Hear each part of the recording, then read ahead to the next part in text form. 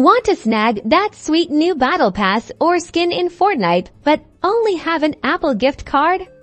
Let's turn that Apple goodness into bucks. First, let's redeem your Apple gift card. Open the App Store app on your iPhone or iPad. See that little profile icon at the top right of the screen. Tap it.